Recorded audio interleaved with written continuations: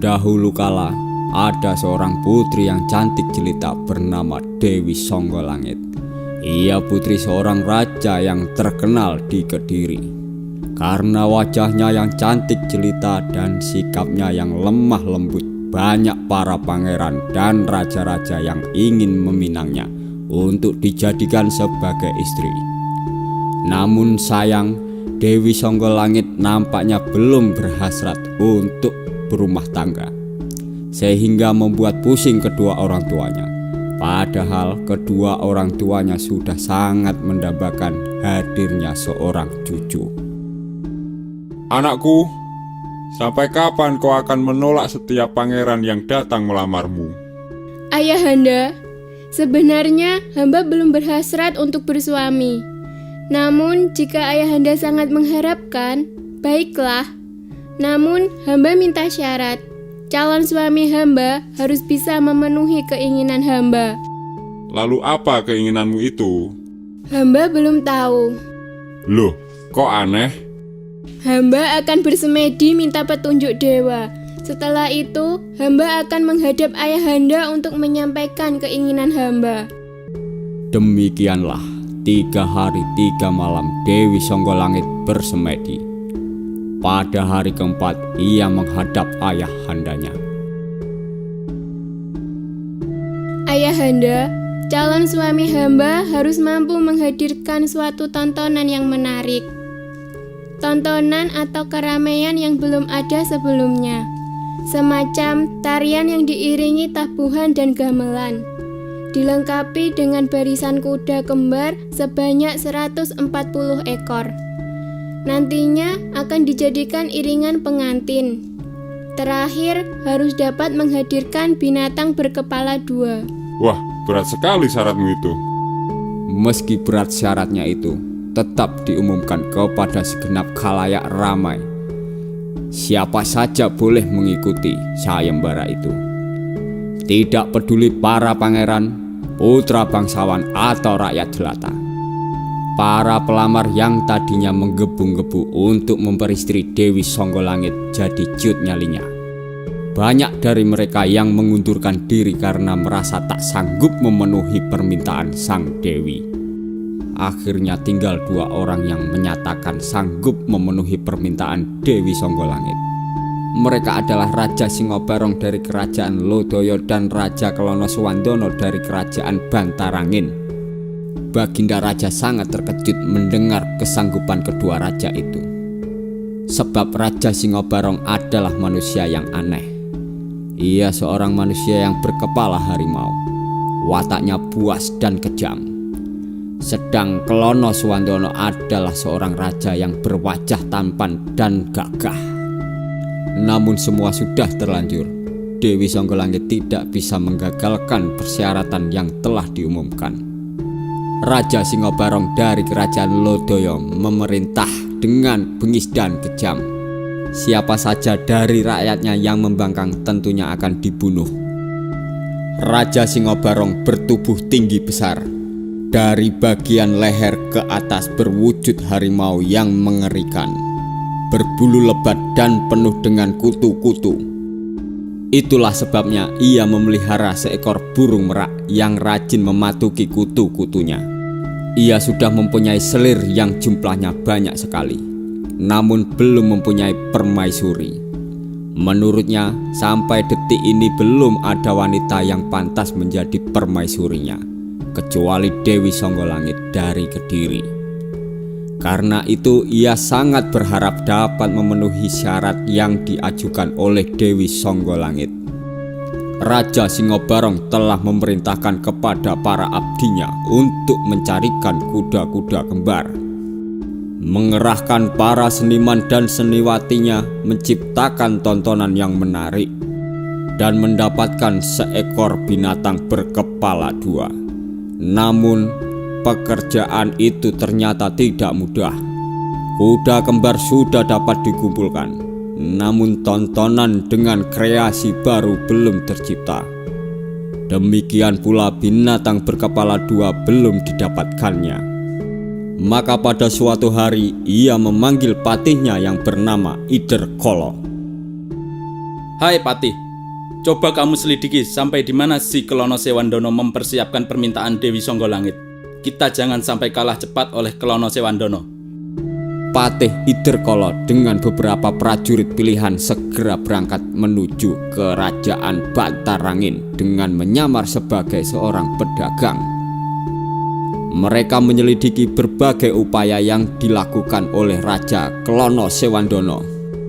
Setelah melakukan penyelidikan dengan seksama selama 5 hari, mereka kembali ke Lodaya.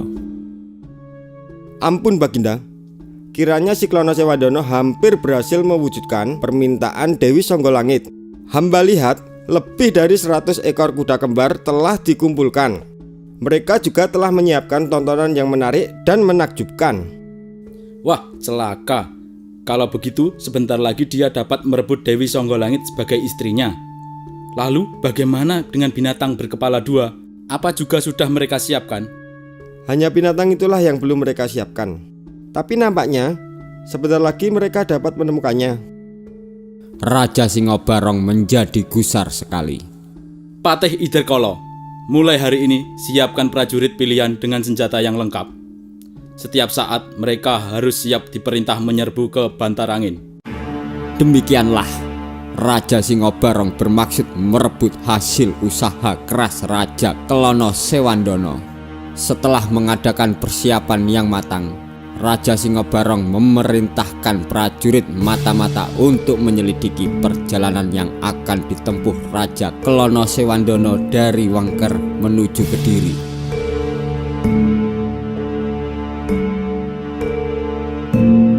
Rencananya Raja Singobarong akan menyerbu mereka di perjalanan dan merampas hasil usaha Raja Kelono Sewandono untuk diserahkan sendiri kepada Dewi Songgolangit.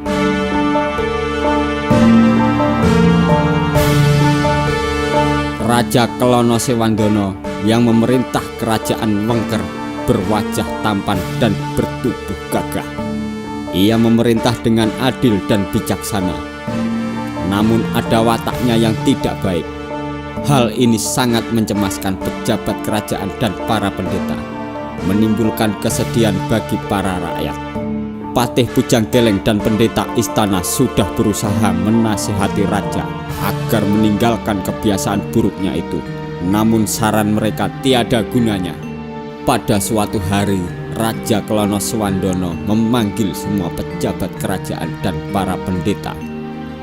Ia berkata bahwa ia akan menghentikan kebiasaannya jika dapat memperistri Dewi Songgolangit dari Kediri. Sebab semalam ia mimpi bertemu dengan gadis cantik jelita itu dalam tidur.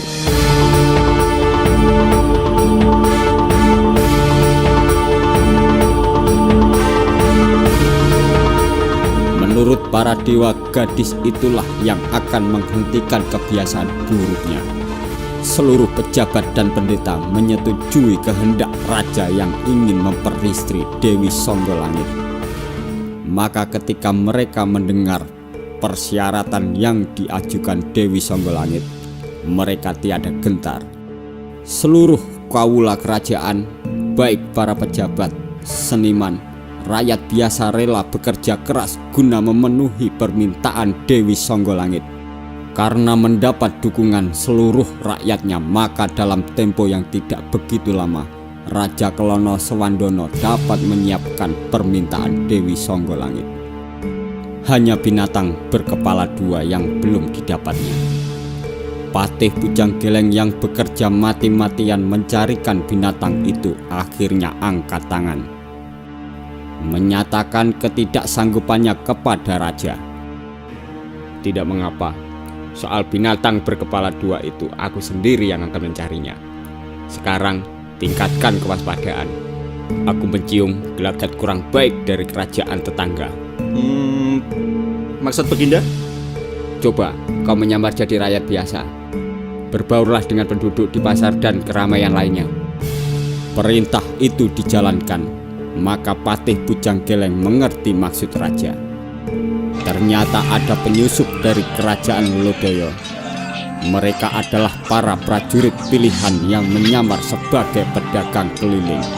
Patih Pujanggeleng yang juga mengadakan penyamaran serupa akhirnya dapat mengorek keterangan secara halus apa maksud prajurit Lodoyo itu datang ke Bantarangin. Prajurit Lodoyo merasa girang setelah mendapatkan keterangan yang diperlukan. Ia bermaksud kembali ke Lodoyo. Namun sebelum melewati perbatasan, anak buah Patih Pujanggeleng sudah mengepungnya. Karena prajurit itu melawan, maka terpaksa para prajurit Bantarangin membunuhnya. Patih Pujanggeleng menghadap Raja Kelono Swandono. Apa yang kau dapatkan? Ada penyusup dari kerajaan Lodoyo yang ingin mengorek keterangan tentang usaha Baginda memenuhi persyaratan Dewi Songgolangit. Raja Singobarong hendak merampas usaha Baginda dalam perjalanan menuju Kediri. Kurang ajar! Jadi Raja Singobarong akan menggunakan cara licik untuk memperoleh Dewi Songgolangit. Kalau begitu kita hancurkan kerajaan Lodoyo. Siapkan bala tentara kita. Sementara itu Raja Singobarong yang menunggu laporan dari prajurit mata-mata yang dikirim ke Bantarangin nampak gelisah. Ia segera memerintahkan Patih Indrakala menyusul ke perbatasan.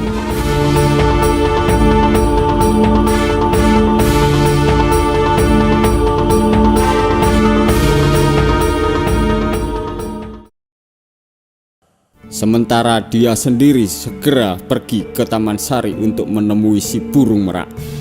Karena pada saat itu kepalanya terasa gatal sekali. Hai burung merak, cepat patukilah kutu-kutu di kepalaku. Teriak Raja Singobarong dengan gemetaran menahan gatal. Burung merak yang biasa melakukan tugasnya segera hinggap di bahu Raja Singobarong, lalu mematuki kutu-kutu di kepala Raja Singobarong. Patukan-patukan si burung merak terasa nikmat, asik, bagaikan buayan sehingga Raja Singobarong terlena dan akhirnya tertidur. Ia sama sekali tak mengetahui keadaan di luar istana, karena tak ada prajurit yang berani melapor kepadanya.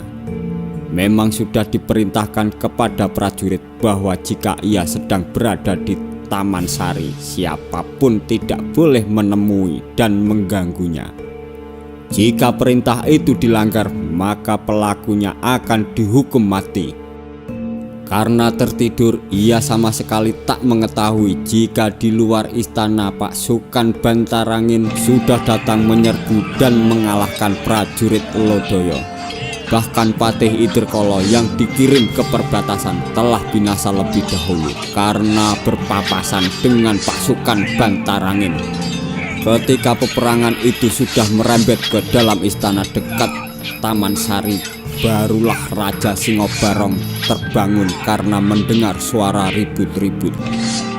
Sementara si burung merak masih terus bertengger mematuki kutu-kutu di kepalanya. Jika dilihat sepintas dari depan Raja Singobarong, seperti binatang berkepala dua, yaitu berkepala harimau dan burung merak. Hei, mengapa kalian ribut-ribut? Tak ada jawaban, kecuali berkelebatnya bayangan seseorang yang tak lain adalah Raja Kelono Swandono. Raja Bantarangin itu tahu-tahu sudah berada di depan Raja Singobarong.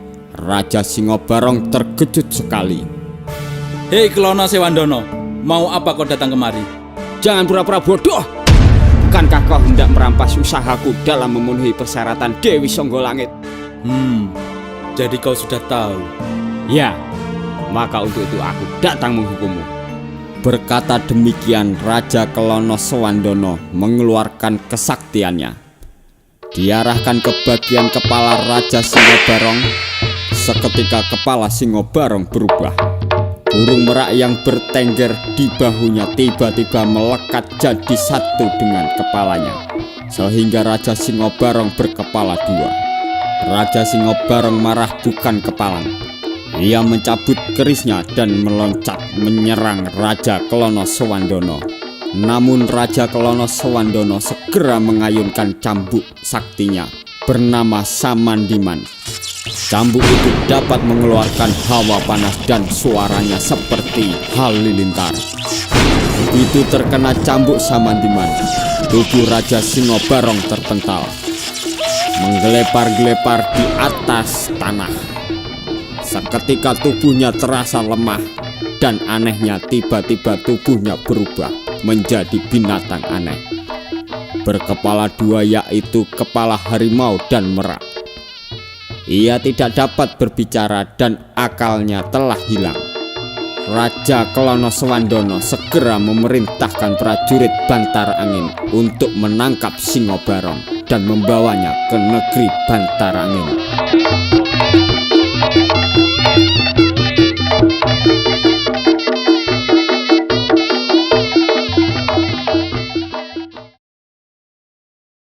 Beberapa hari kemudian, Raja Klono Swandono mengirim utusan yang memberitahukan Raja Kediri bahwa ia segera datang membawa persyaratan Dewi Songgolangit. Raja Kediri langsung memanggil Dewi Songgolangit. Anakku, apa kau benar-benar bersedia menjadi istri Raja Klono Sewandono? Ayahanda, apakah Raja Klono Sewandono sanggup memenuhi persyaratan hamba? Tentu saja, dia akan datang dengan semua persyaratan yang kau ajukan. Masalahnya sekarang, tidakkah kau menyesal menjadi istri Raja Klono Sewandono? Jika hal itu sudah jodoh hamba akan menerimanya. Siapa tahu kehadiran hamba di sisinya akan merubah kebiasaan buruknya itu. Demikianlah, pada hari yang ditentukan datanglah rombongan Raja Klono Swandono dengan kesenian reog sebagai pengiring. Raja Klono Swandono datang dengan iringan 144 ekor kuda kembar. Dengan suara gamelan, gendang dan trompet aneh yang menimbulkan perpaduan suara aneh, merdu mendayu-dayu. Ditambah lagi dengan hadirnya seekor binatang berkepala dua yang menari-nari liar namun indah dan menarik hati. Semua orang yang menonton bersorak kegirangan. Tanpa terasa mereka ikut menari-nari dan berjingkrak-jingkrak kegirangan mengikuti suara musik.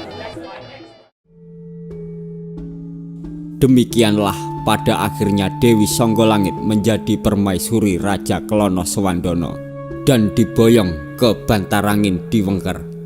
Wengker adalah nama lain dari Ponorogo, sehingga di kemudian hari kesenian reog itu disebut reog Ponorogo.